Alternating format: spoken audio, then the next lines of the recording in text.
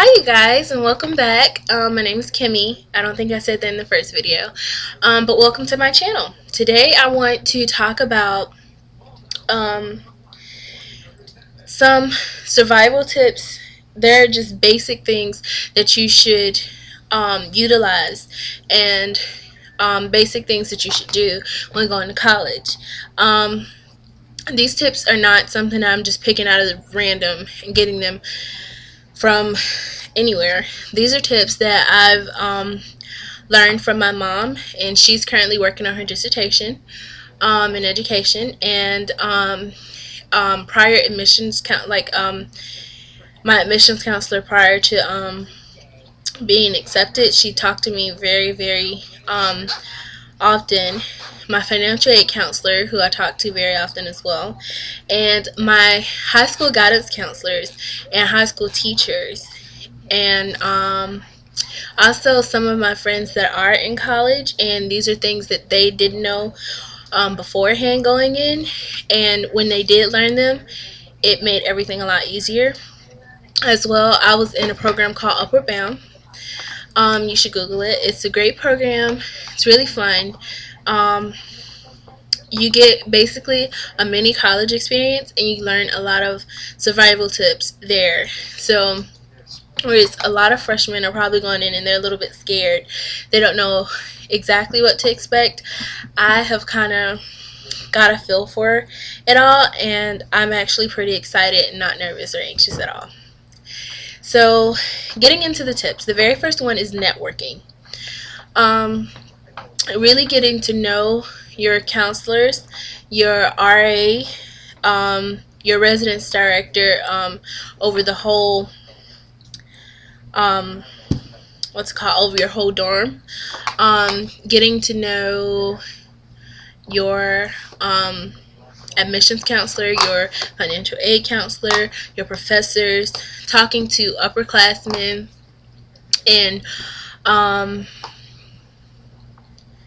yeah, like, get to know some of everyone in your school. Get to know your department heads. I'm going into music, and I know that there are a lot of, besides musical scholarships, there are a lot of music opportunities where you can go and sing at different churches, and you can sing at different events. And some events you get paid for, some events is just like voluntary. And if you know your department director, anything that comes up where they need a student, if you're really good at what you do and they know who you are, they know you're responsible and dependable, I'll probably choose you for it. With your financial aid counselor, if there's a scholarship to come up, or a grant or a work study, they're probably going to choose you.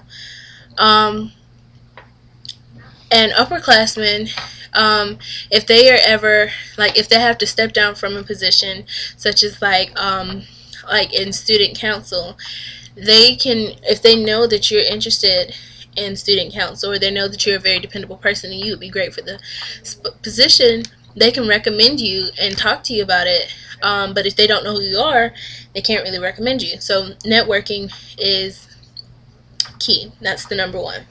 Number two, this revolves about picking courses. If you review your course catalog prior to going and picking your courses, you will have a better chance of knowing the required courses for your school, so you can get those out of the way early, and different things like that. Just reviewing the course, so you know what courses sound interesting to you and what courses you think you might want to take. So do review your course catalog. And the next one, revolving classes, would be scheduling your classes. Learn how to schedule your classes. Once you get your schedule, what I'm going to do, because I'll be there for a week prior to classes actually starting, once I get my schedule, I'm going to map out all my courses, like physically walking around the campus and saying, okay, it takes me 5 minutes to get here. I have an hour in between these courses, so I can go back to my room, or I can work on homework in the library, and then it takes me 5 minutes to get to that class, so let's walk mapping out your courses and knowing exactly where the buildings are, so when you get there you're not late. Also, you can't really schedule your classes back to back, because if it takes you 5 minutes to get across campus, you're bound to be late every single time for your next class. So make sure you strategize those. And also, with scheduling your courses, I've learned, I've received information about splitting up the typical work that you do for a class. So like for history and English, you'll probably do a lot of papers and a lot of reading. So separate those. Do a history course your second semester and do an English course your first semester, or vice versa. Same with your math. Math and science, you do a lot of studying, you work with a lot of numbers typically, and I think with math you have a math lab. I'm not sure. I think that maybe only if you're a math major. I'm not exactly sure. But with science, you also will have a lab in science. So split those two up too as well. And be sure to get your required courses out of the way. The next tip is to always take a writing course your first semester, because you've been out of school for a while. So you want to kind of refresh your memory, refresh everything with writing, and take your English course so that when you do your papers, they'll be really good. You will get really good grades on them, and you won't have to waste time thinking, okay, is this correct? Because you already know, because you've taken that writing course your first semester. I've talked about balancing your courses. Using your AP courses that you took in high school and the placement test, use those to your advantage. I didn't take AP courses. I probably should have, but I didn't. But if you took AP courses, use those to your advantage, because 9 times out of 10, the AP course that you took, you can be exempt from having to take that course in high school.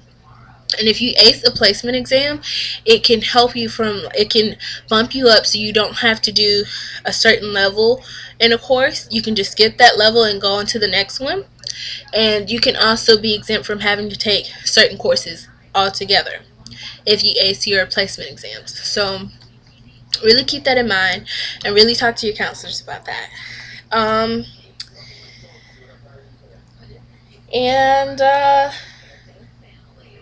I think that's about it. Oh, and making your plans for registration. Most freshmen do their registration during orientation, so that's pretty given. But if you missed orientation, or if your school didn't have an orientation, or if you just never knew about the orientation, please go in and talk to your counselors. They're not going to bite you, they're not going to fuss at you, but talk to your counselors and really make plans to register for your courses.